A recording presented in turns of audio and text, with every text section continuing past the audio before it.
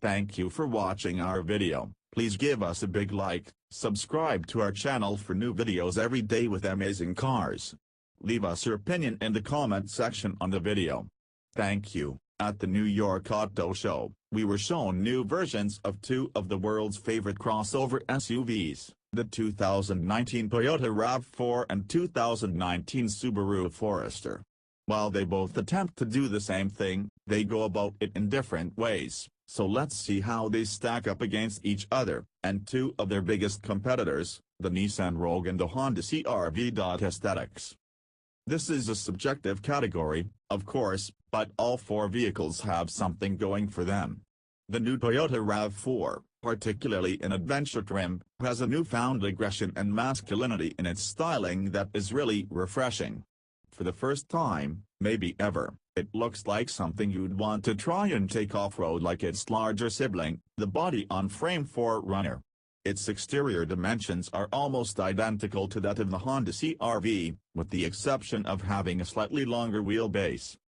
The Subaru Forester is, as Roadshow's managing editor, Stephen Ewing, pointed out, a pretty basic two-box design, but its simplicity begets great visibility and tons of room, and there is a kind of beauty to be found in its pure functionality.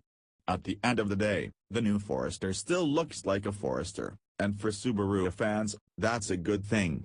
The new generation grows a bit over the outgoing model, gaining 1.2 inches of wheelbase, 105.1 inches, and gains interior room, thanks to a platform change.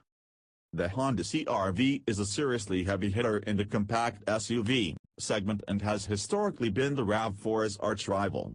As part of its new generation, it received an all-new look in 2017, but it still looks like a jelly bean, and while it's not offensive-looking, it's not what everyone on the Roadshow team would call handsome, either. Nissan's Rogue isn't exactly a looker, but with its 2017 restyle, it lost some of its blob shape and gained a few hard edges which happen to be serving it well. The Nissan Rogue is almost 6 inches longer than both the RAV4 and the CR-V, but the difference isn't dramatic for first or second row passengers. What is unique in this company is that the Rogue offers an optional occasional use third row. Most entries in this crowded class do without such a feature, though the Volkswagen Tiguan and Mitsubishi Outlander do offer these in a pinch way back seats. Drivetrain. The 2019 RAV4 is getting some new engine options, which is great, but Toyota is keeping the output and efficiency specs secret for now.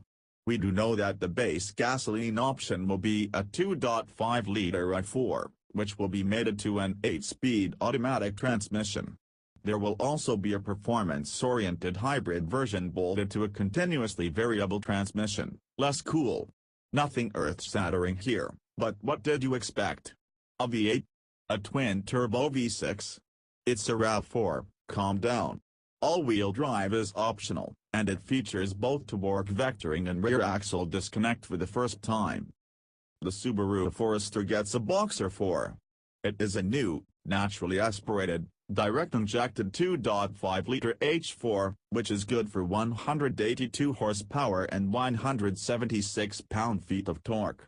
The big, and frankly, super disappointing, news is the discontinuation of the turbocharged XT model. Oh, and the fact that the only transmission available is a CVT. That said, most people shopping for a crossover will be plenty pleased with the Forester's power plant. All-wheel drive is standard on the Forester, because Subaru. The Honda CR-V is available with a plain Jane naturally aspirated 4-cylinder engine and lower trim levels, but from the X on up, you get the 1.5-liter turbocharged 4-cylinder that makes nearly 200 horsepower. This is saddled with the CVT as well, although Honda has been working on making that transmission a little more pleasant to drive while taking advantage of this type of unit's inherent efficiency. The Rogue has a mandatory 2.5-liter 4-cylinder engine, and unfortunately, that engine produces just 170 horsepower, leaving it wanting when compared to the Subaru, and particularly the turbocharged Honda engine. Throw in the now seemingly de rigueur CVT and you have a fairly sedate, though adequate driving experience. Interior. The RAV4, now being built on Toyota's TNGA architecture that also underpins the new Camry, gets a little roomier inside despite being slightly smaller on the outside. The cabin appointments are typical Toyota, nice enough, if a little uninspired in some trims. That said, the 2019 model feels more premium than the outgoing car.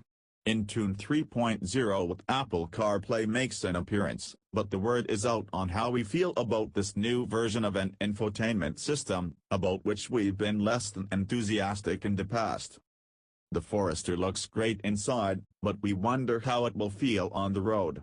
Interior noise, vibration and harshness, NVH, has long been a weak point for the brand, though we're promised that this will be the quietest Forester yet. Not that would be tough to pull off. Cabin materials feel nice, and the EyeSight driver assistance system is standard, which gives the Forester a leg up. Subaru's Starlink infotainment system features both Apple CarPlay and Android Auto compatibility. The CR-V gets a typical Honda interior in that it's well screwed together but less premium feeling than one would hope for. Tech is good though, with plenty of driver assist features on hand via Honda Sensing as well as Apple CarPlay and Android Auto. The Nissan Rogue's big party trick is the availability of Nissan's ProPilot Assist suite of advanced driver assistance aids.